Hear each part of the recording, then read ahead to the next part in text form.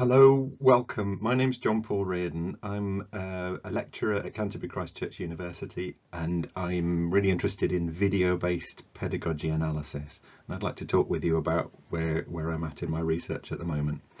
Welcome.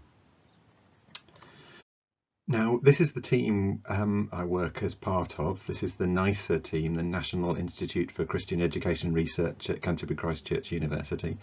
And you can see everybody in the team there. So the work I'm talking about is work that we do together. Here's a brief overview of what we'll be doing in this presentation.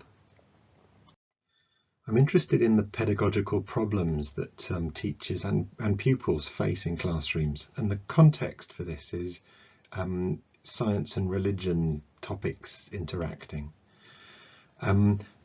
I think this raises questions about, well, what is a pedagogical problem and what types of pedagogical problems are there, and what do people do in lessons to address such problems? I think this matters because, as Gagné said, the central point of education is to teach people to think, to use their rational powers, and to become better problem solvers. Pedagogy is a contested concept. I think the Alexander definition that you can see there on the screen is really valuable and rich way of understanding pedagogy. I also find combining that with the definition at the bottom that sees pedagogy as about the interrelationships, the interactions between participants in classrooms really valuable. And we'd add to that we're also particularly interested in, as regards pedagogy, in the interactions of participants and things in the classroom, the material of the classroom. Ironically, what a problem is something that's disputed in the literature. It is a problem in itself. For a review of that literature, see the Robertson 2016. We find the Jonathan 2000 definition that's on the screen in front of you really helpful. So seeing a problem as a known unknown where finding the solution has value to a participant. And so what type of problem solving is pedagogical problem solving? So thinking involves problem solving, the search among potential options to achieve a goal, or reasoning where logical rules are used to derive conclusions. Now, problem solving can be further subdivided into algorithms in which a procedure is certain to lead to a solution if followed correctly, and heuristics. Now, you notice that, I don't think pedagogy is an algorithm type of problem. I don't think there's a sort of recipe that one could follow through in a classroom that will always lead to a solution. It's just, that's not the nature of classrooms. Anybody who's been in a classroom knows that, I think. But I think this heuristic idea can be helpful, and to define a heuristic is an informal, intuitive, speculative procedure that leads to a solution in some cases, but not in others. I think that matches up our experience in exploring about, pedagogical problems. So pedagogical problem solving heuristics do not often have clear solution paths. So in the literature, the fancy language for that is they can be wicked problems and ill-structured problems. And they often occur simultaneously. So, you've got a number of problems facing, say, a teacher at any one time. And they're cyclical. By that, we mean the output from one problem becomes part of the input for the next. So how do participants respond to pedagogical problems? Now, the pedagogy analysis framework, Riordan 2020, Riordan, Hardman, Cumbers 2021, is a model for how participants in a lesson respond, including sometimes seeking a solution to pedagogical problems. And that pedagogy analysis framework used the concept of means. By means, I mean, people in the classroom, teachers, pupils, teaching assistants, whatever, and also the non-human, things. So it's using the concept of means.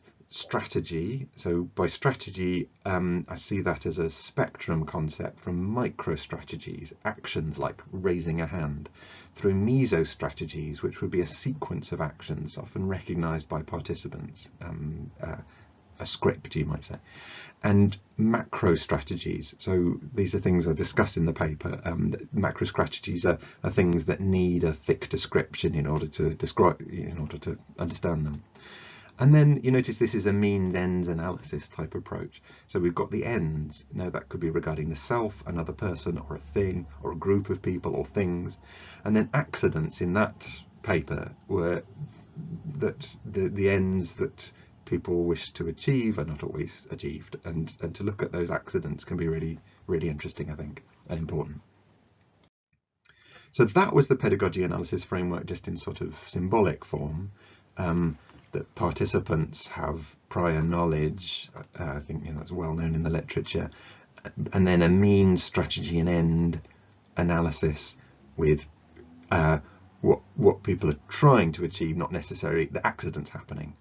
Okay, I hope that summarizes in a picture what I was talking about on the previous slide. Now, the research questions for now are: what types of pedagogical problems are there? And how are pedagogical problems addressed by participants using one primary science lesson about the Big Bang and one primary RE lesson about creation?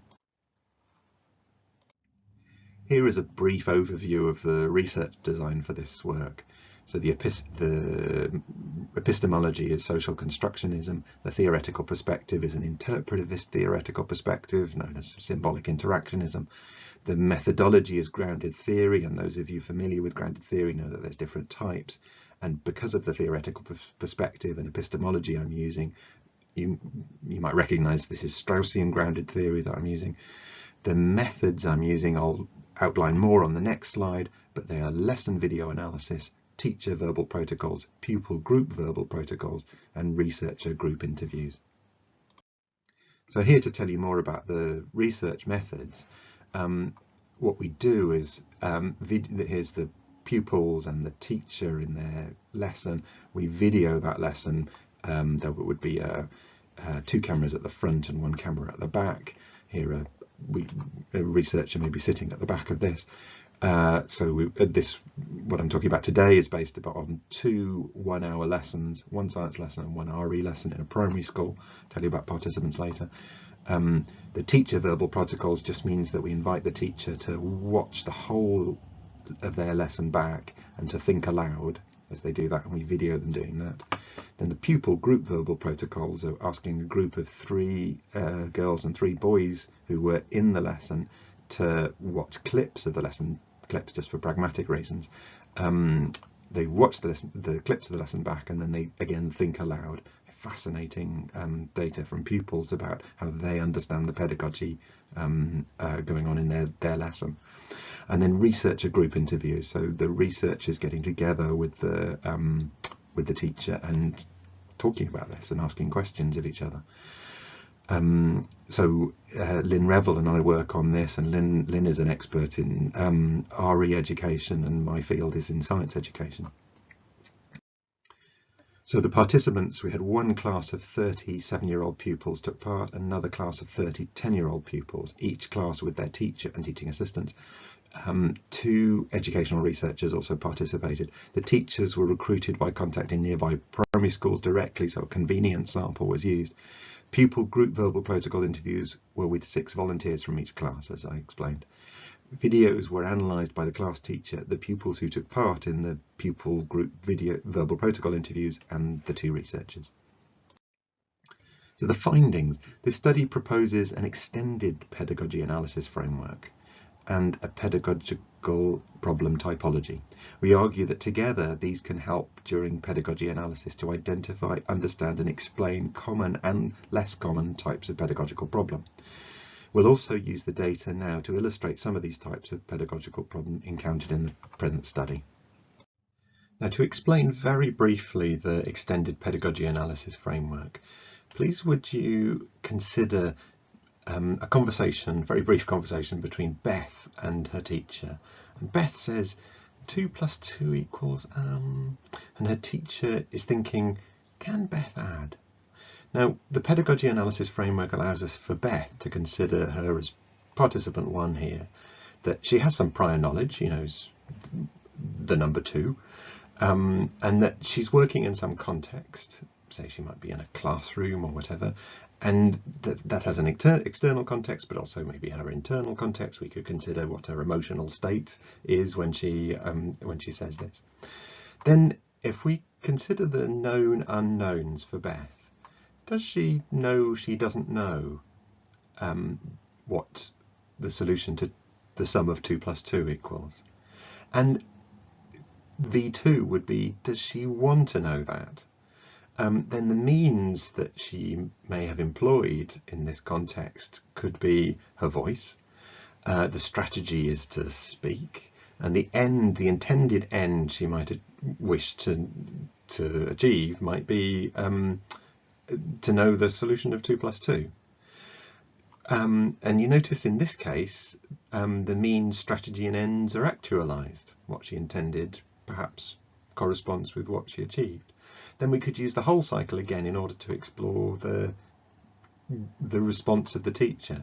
And this is a really simple example to try and show just how we can analyze, untangle interactions between participants and things in the classroom. Now, the findings include this pedagogical problem typology, which I'm going to try and illustrate a little bit here, but time is very short. I think we've identified these 10 types of problem, and I'm going to go through a few of these, as many as I've got time to, really.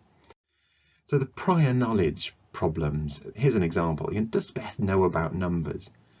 Now this fits in with the conceptual change pedagogy literature. So you notice Decessa there acknowledges that the primary difficulty for us as teachers in classrooms is that the children are building knowledge in the context of old ones, prior knowledge. So this is well known in the literature, and I'm calling them in this work prior knowledge problems. Context problems. How does Beth feel about doing some addition? That may impact how the pedagogy unfolds in the classroom. How about volition problems? Does Beth want to learn to add? So I hope you can start to see how this links with the extended pedagogy analysis framework. And finally, grand strategy problems, where Beth wants to know if numbers exist or not, and insists on solving this problem before proceeding. That would be messy and a really interesting problem to untangle, and would involve a thick description. Now, with hours and hours of video data that this study is based on, it's quite hard to illustrate all of this without giving you lots of video examples. But here on the screen is just a tiny little bit of data to give you a flavour. So this is in the context of a primary lesson where with year 3 pupils, where the teacher has made and then destroyed a model made out of sort of Duplo bricks, a bit like Lego. And then in the pupil verbal protocol interview, some of the pupils are quizzing her. And one pupil says, when she, the teacher, destroyed, it was like saying, oh, I really like, and then boom, the pupil mimes throwing the Lego model to the floor. So I don't get it, because you said you like it and then you destroy it. Why did you destroy it when you just said you liked it? So the teacher's smiling, as are some of the pupils we can see on the video. So one pupil begins to say, I liked, and then another says, you did it on purpose. And the teacher confirms, I did it on purpose, with a smile. It is untangling this, that there's something of a volitional problem here. A child trying to understand what another participant wants, what the teacher wants.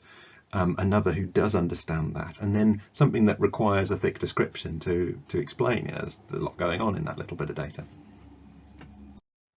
We acknowledge that teachers wouldn't consciously categorize pedagogical problems as they occur during any real lesson. Teachers are far too busy teaching in class, and expertise with pedagogical problem solving is, we argue, largely tacit. But we hope that for a number of different people interested in this area, like novice teachers, experienced colleagues, teacher educators, and pedagogy researchers, that this sort of work might benefit them to give a shared language for discourse. Regarding originality, we claim the pedagogical problem typology is new, as is the extended pedagogy analysis framework. This work is a new synthesis with the findings of earlier studies, and the research design is used for the first time in the primary school. We've been careful about rigour, and for more on that, please see Riordan 2020. And we would argue that this work is significant. It may help to improve strategic dialogue, help teachers, hopefully, and improve initial teacher education. So we've tried to integrate the problem-solving literature with the pedagogy analysis framework from previous work. The research design explores to a certain extent teachers' complicated thinking processes and includes primary school pupil and researcher interpretations. There are many limitations to this sort of qualitative research that we acknowledge, for example, sample size, etc. And I'd be happy to talk with you about next steps. For example, the collecting of the secondary pupil data is one of the steps that we're going on to next. Many thanks for listening, and please do get in touch using email if you have any questions or thoughts about this. Bye-bye.